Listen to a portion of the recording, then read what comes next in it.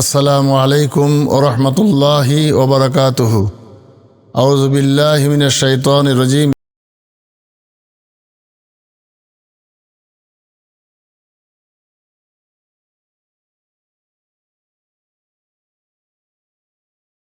ইসলামু আলা খামসিন শাহাদাতু আল্লা ইলাহা ইল্লাল্লাহ ইলা আখিরিল হাদিস আও কামা ক্বালা আলাইহিস সালাম।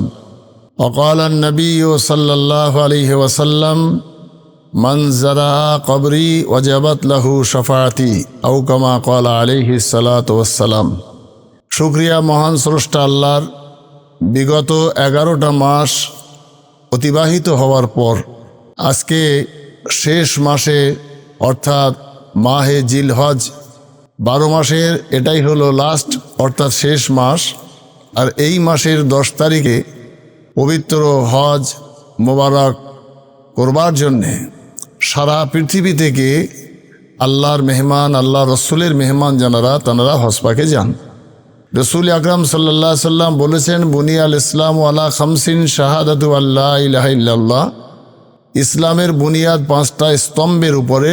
প্রথম স্তম্ভ হল ইকরার বিল লিসান তাসদিক বিল জিনান, কলেমা শরীফ মৌখিকভাবে পড়া, অন্তরে বিশ্বাস করা যে আল্লাহ এক, তিনি ছাড়া আর কোনো উপাস্য নাই। আর কলেমা শরীফ পড়ে ঈমান আনার পরে নামাজ, রোজা, হজ, যাকাত। তো হজটা হলো ইসলামের এই 5টা রুকুনের মধ্যে একটা রুকুন। সেই ফরজ হজ করার জন্যে আল্লাহ এবং রসুলের মেহমান যারা পবিত্র মক্কা শরীফে অনেকেই চলে গেছেন, মদিনা শরীফে আবার অনেকেই যাচ্ছেন। বেশ কয়েকদিনের মধ্যেই হজ যাত্রীদের মক্কা শরীফ, মদিনা শরীফে যাওয়ার ফ্লাইট শেষ হবে, হজের কার্যক্রম তারা সেখানে শুরু করবেন। নসিব ওদের ভালো, তকদির ওদের ভালো যে যারা আল্লাহর মেহমান, রসুলের মেহমান হয়ে যাচ্ছেন 5টা ফরজের একটা ফরজ আদায় করার জন্য। সেই ফরজ হজ আদায় করতে যাবেন যারা, আল্লাহ তাদের জন্য বললেন, আতিমুল হাজ্জা ওয়াল উমরাতা লিল্লাহ।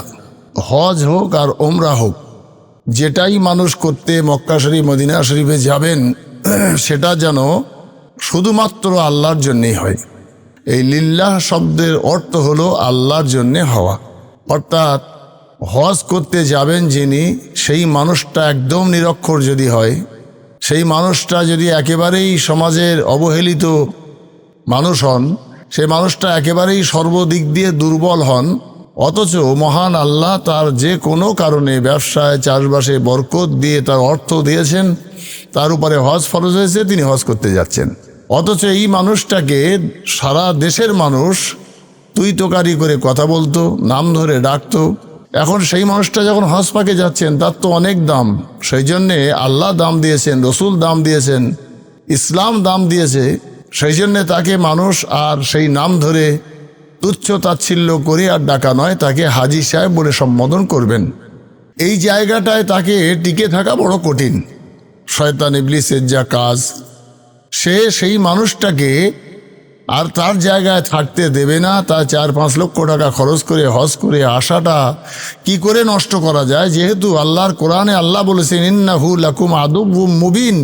শয়তান ইবলিস আমাদের চিরশত্রু, তাই সে তার হজটা কেড়ে নেওয়ার জন্যে তাকে তখন সে বলে যে তোমাকে দেশের মানুষ কিভাবে সম্মান দিয়ে হাজি সাহেব বলছে জানো।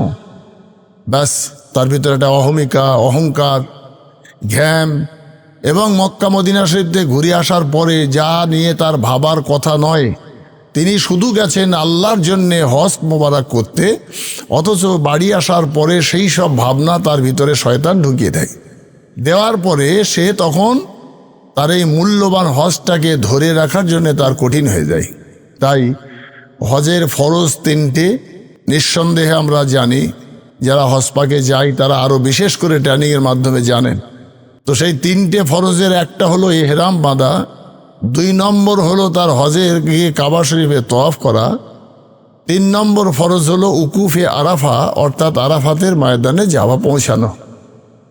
বাকি কাজগুলো ওয়াজিব, সুন্নত আছে, মুস্তাহাব আছে, নফল আছে, সেগুলো তাকে করতে হবে। এবং সেই কাজগুলো করার পরে তিনি প্রকৃত একজন হাজি হবেন। রসুল করিম সাল্লাল্লাহু আলাইহি সাল্লাম বড় সুসংবাদ দিলেন আর বললেন, আল হজ্জুল মাবরুর লাইসা লাহুল জাযা ইল্লাল জান্নাহ, যার হজ কবুল হবে আল্লাহর দরবারে, সে হজ্জে মাবরুর যদি করতে পারে তার পুরস্কার একমাত্র আল্লাহর দয়ার জান্নাত। তাহলে এত বড় একটা পুরস্কার আল্লাহ দেবেন, তাকে জাহান্নাম থেকে মুক্ত করবেন। সেই জায়গাটায় সেই মানুষটাকে কেমন হয়ে থাকতে হবে? সে মানুষটা শয়তান ইবলিসকে পাথর মেরে আসছে সেখানে তার বাঁধা অবস্থায়, সেই শয়তান ছাড়া পাওয়ার পর তার পিছনে লাগবে, সব কথা তার মাথায় রাখতে হবে। সেই জন্যে আলেম হই, হাফেজ হই আর হাজি হই, সমস্ত স্তরেই যখন তার মর্যাদা যেমন আছে, তার মর্যাদা নষ্ট করার জন্য শয়তান ইবলিসের চক্রান্ত তেমন কঠিনভাবে আছে। একটা সাধারণ মানুষের পিছনে শয়তান যতটা সময় লাগে, তার থেকে বেশি সময় লাগে আলেম, হাফেজ, হাজিদের পিছনে। আল্লাহ রাব্বুল আলামিন যেন আমাদের যে সমস্ত ভাইয়েরা, মায়েরা, বোনেরা হজ পাকে গেছেন, আল্লাহ তাদের সবাইকে সুস্থ রেখে সঠিকভাবে হজের হুকুম হাকামগুলো পালন করে প্রকৃত একজন হাজি হয়ে আবার হাসতে হাসতে বাড়ি আসার তৌফিক দান করে, এবং যতদিন তাদের হায়াতে রাখবেন তারা যেন প্রকৃত হাজি হয়ে থাকতে পারে।